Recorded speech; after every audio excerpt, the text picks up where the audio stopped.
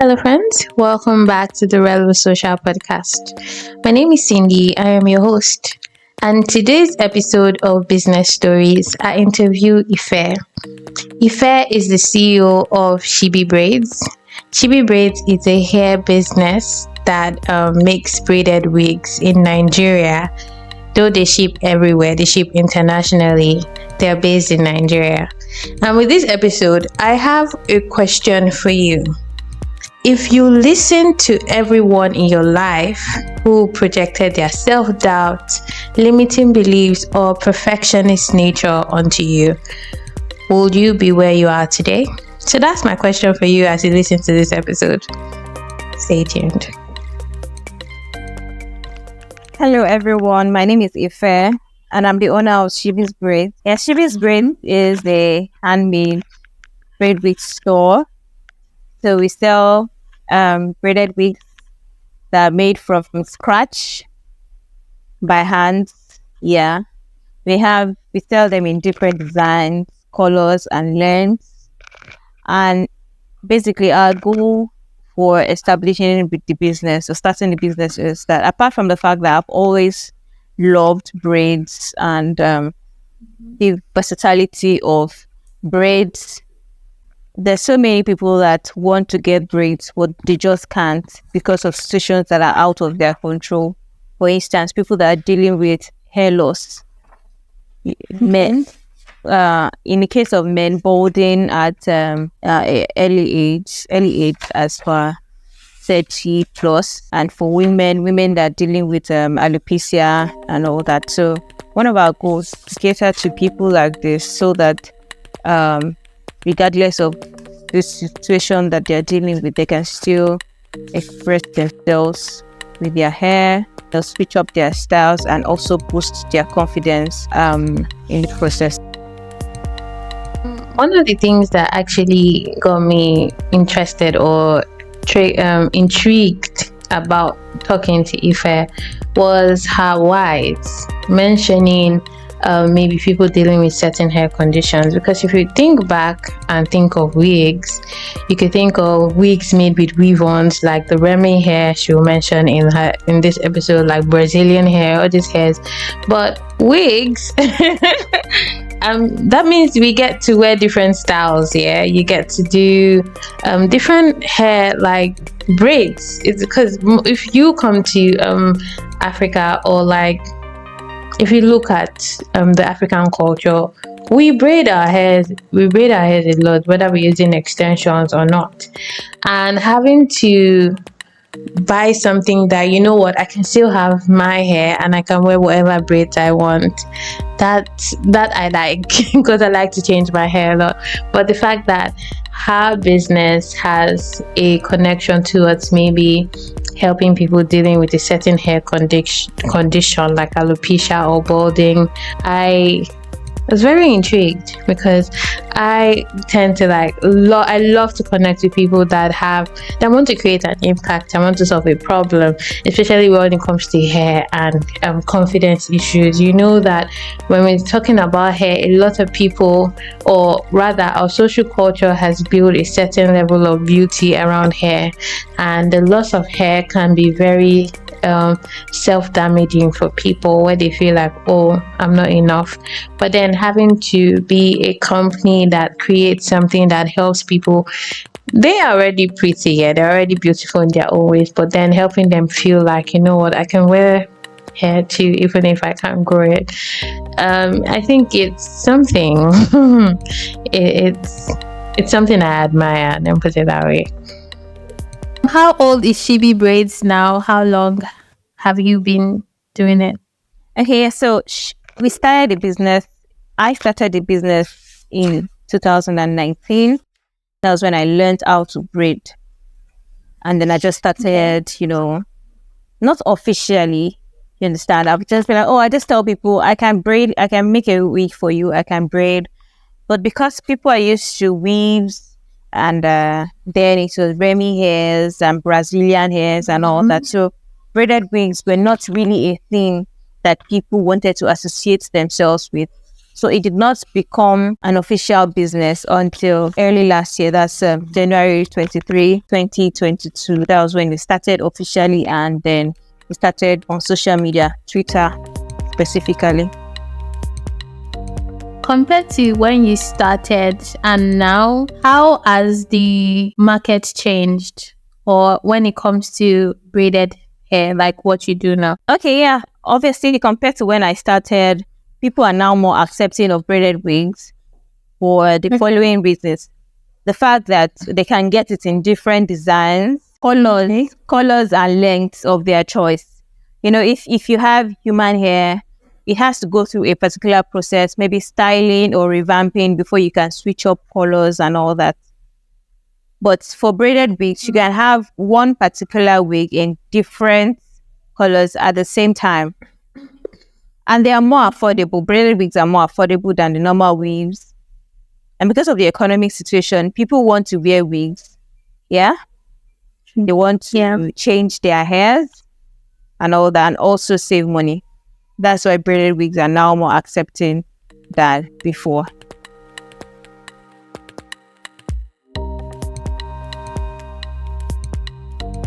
Okay. So when you were starting your business, what was the most challenging thing about it? Okay, well, I mentioned people not being accepting of braided wigs. Another thing is, publicity.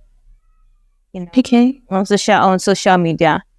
Social media now, I think it's even easier now. It's easier now to, boost business on social media through various ways than when I started. Previously, you need to grow your account, your business account. You need to, you need to watch it slow. But now you can pay for influencers. They are now more influencing, influencer marketing or something like that can help boost your account very quickly. Sometimes you see someone open a page, and then in the next 24 hours they already have 9K, 10K followers, and that's just because someone with a bigger following, probably someone with 100K followers, mentioned them. Please follow this page. They sell so and so and all that. Influencer marketing is now more popular than it was before. Before, you need to personally build your brand, personally build your... Or like a celebrity. Yes. Or like a celebrity. Now, you can outsource that aspect of the business to content creators to make the growth faster. Before, it had to be organic.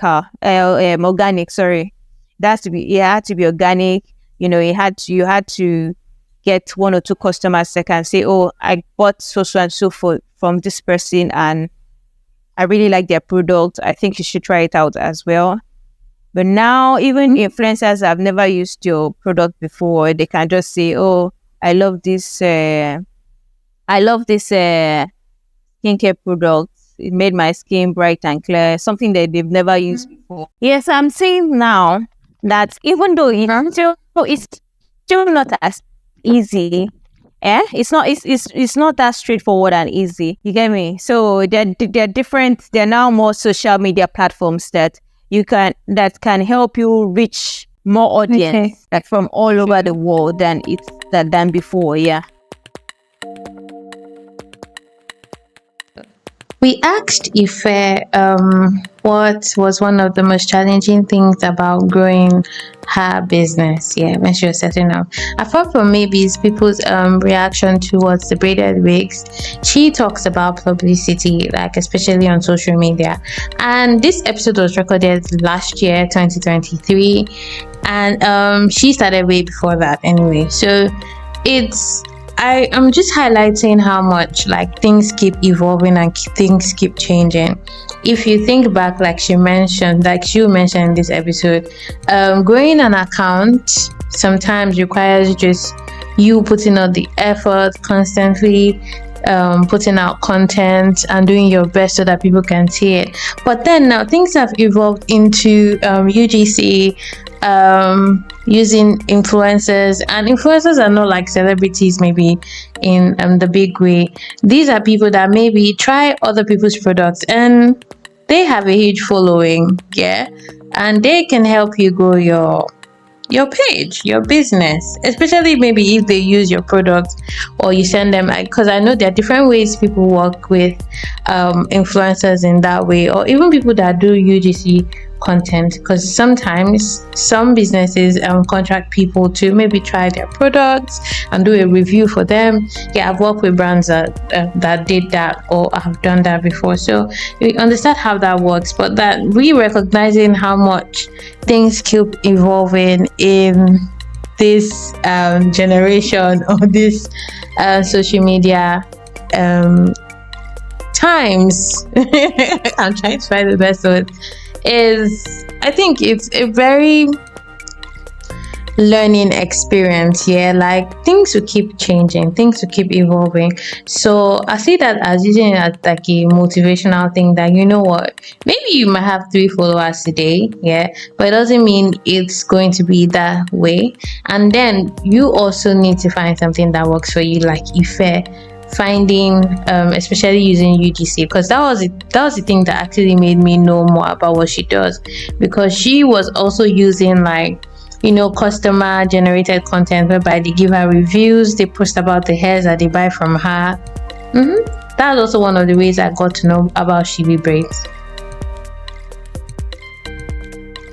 So we asked Ife what it took her to grow her brand on Twitter, and she shared with us some tips. Now this is where the internet started messing with us, but you listen to her voice on the first two she gave us, and I'll narrate the rest to you.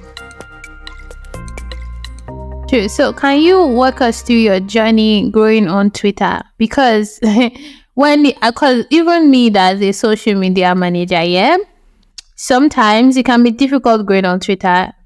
For me, I feel like Twitter takes like dedication to grow on the platform.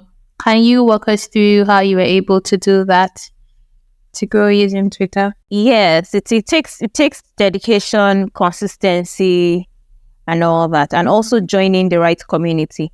For instance, my own business, Shibi's Braids, we joined Pages by Dami communities. It's one of the largest business communities on Twitter, as we know. Okay.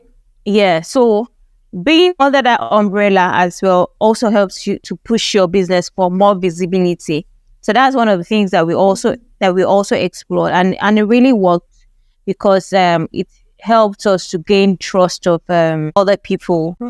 Other people like, oh, you're a member of this community, let me just try out your product. The first step is them being convinced enough to even try you out.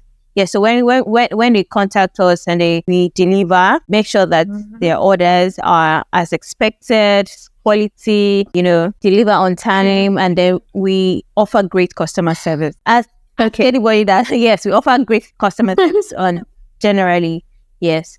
So it's one of the things that also helps us grow. And also having integrity. If you're a kind of business that on Twitter, especially, they're always dragging you, or you did not deliver, it reduces your credibility as a business. Also, apart from maybe dedication to staying consistent, apart from joining the right community, Ife also talks about integrity. Now, integrity is about making sure you deliver on your promises to customers. Now, if you've been on Twitter, you know the kind of platform Twitter is. I feel like Twitter is like the real time of all social media platforms. Like, things are happening in real time, and you find that's where maybe some brands get called out almost all the time for, what, this is what you promised us, these are the pictures you showed us on the page, but this is what we got. So Ife talks about how that making sure you always deliver on your promises to customer is one of the ways that you grow your business on Twitter.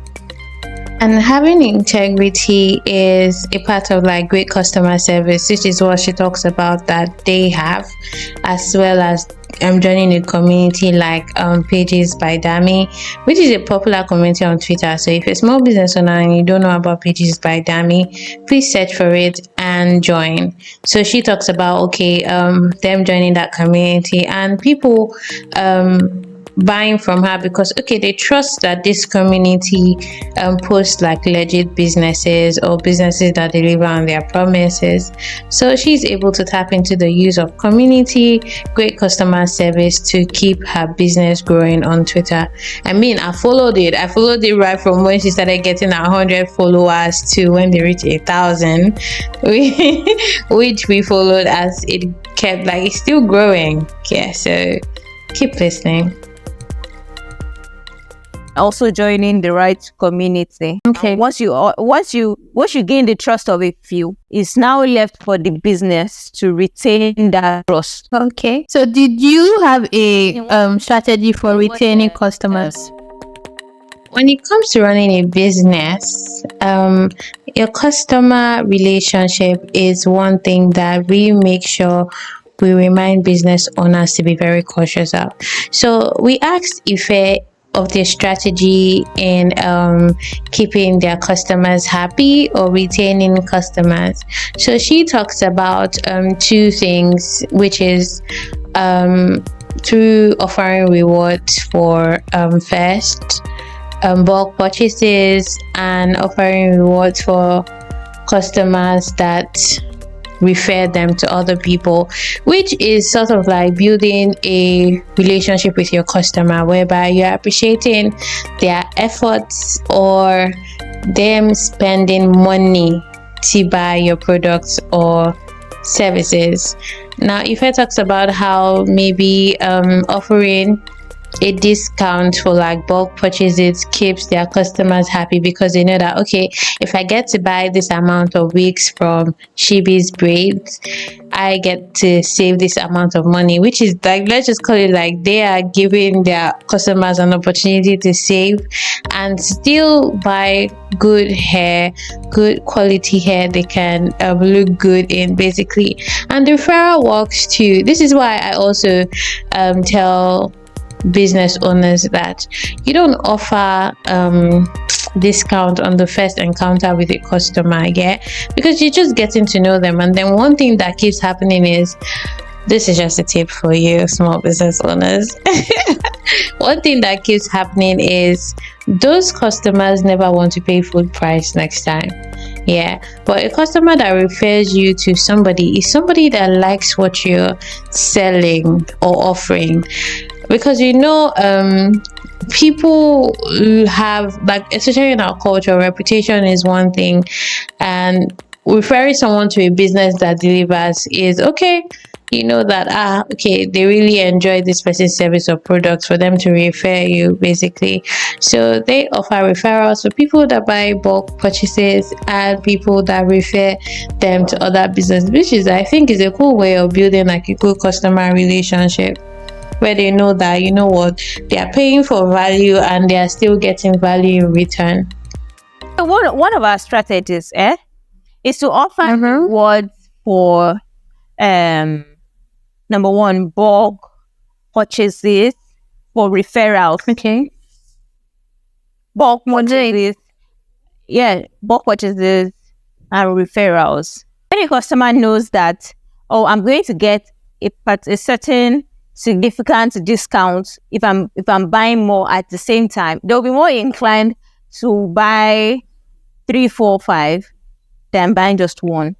Even though it will cost them more. They know that they're saving some money by buying in bulk. That's one. The second aspect is offering reward for referrals.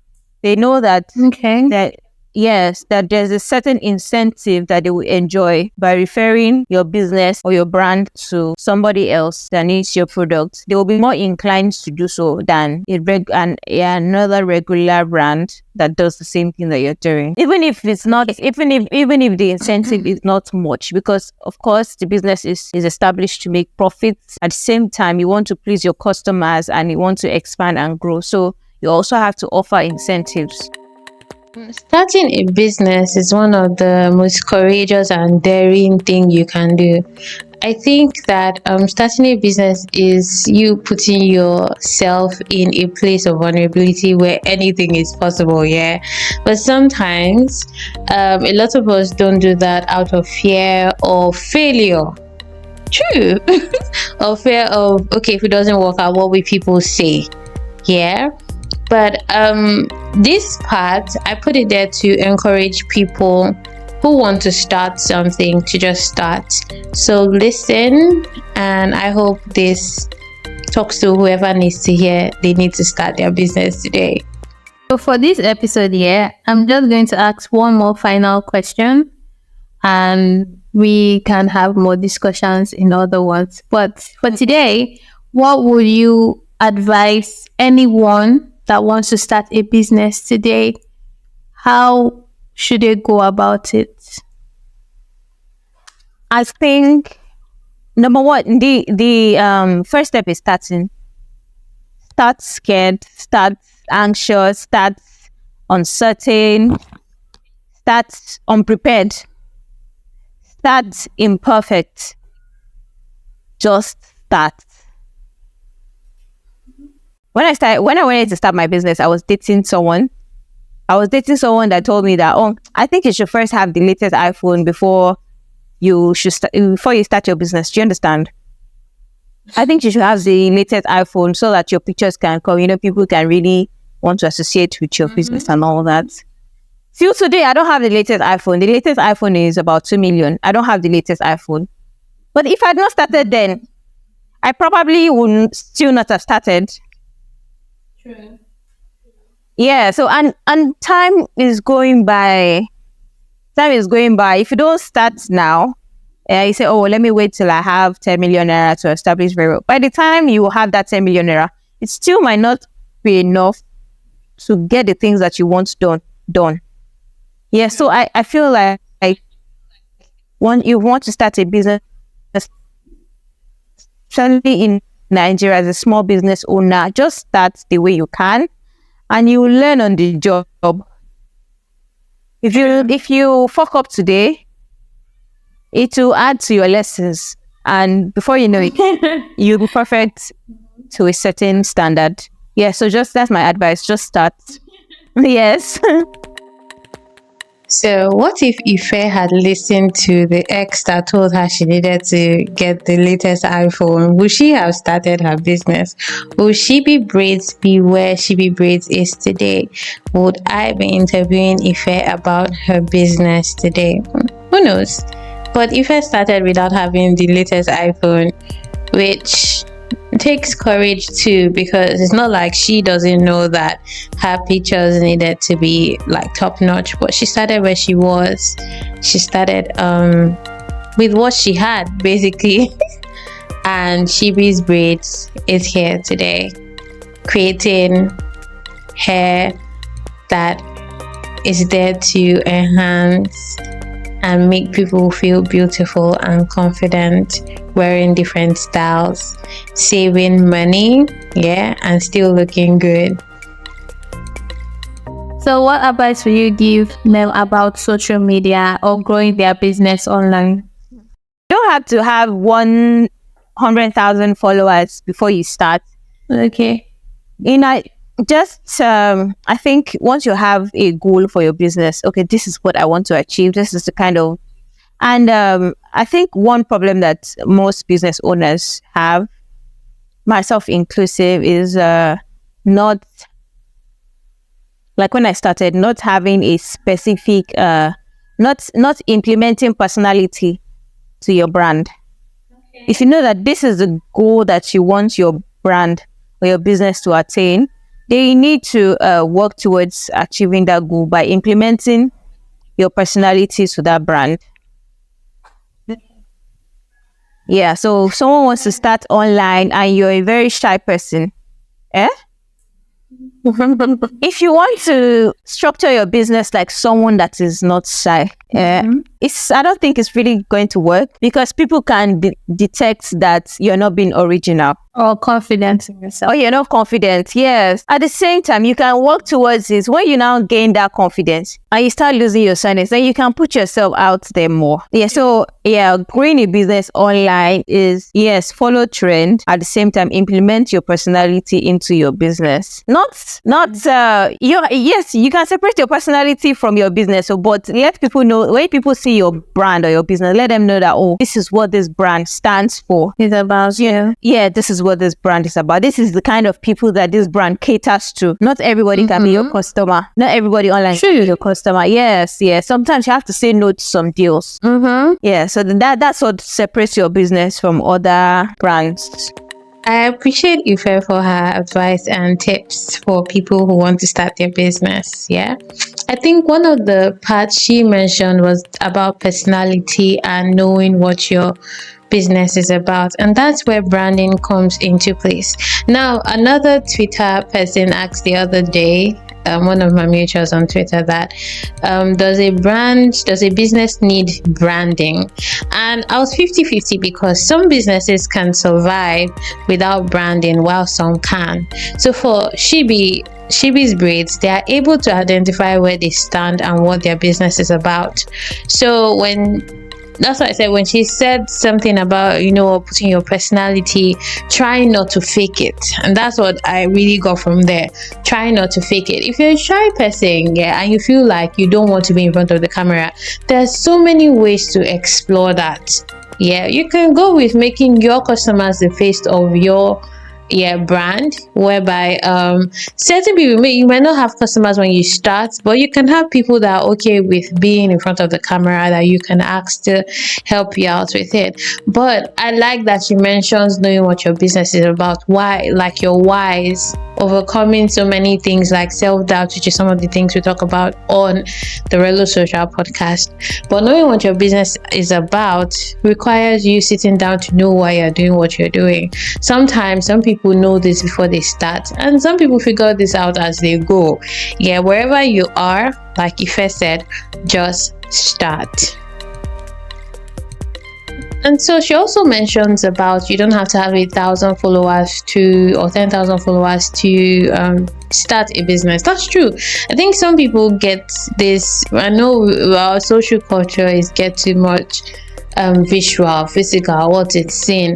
But I've worked with a lot of businesses that didn't have up to 1,000 followers, and yet they were making sales, and then their pages continued growing. So let me make this clear: 1,000 followers don't necessarily equal 1,000 sales. 10,000 followers don't necessarily equal 10,000 sales. People will admire your business, people will follow you, but it's your customers that buy from you.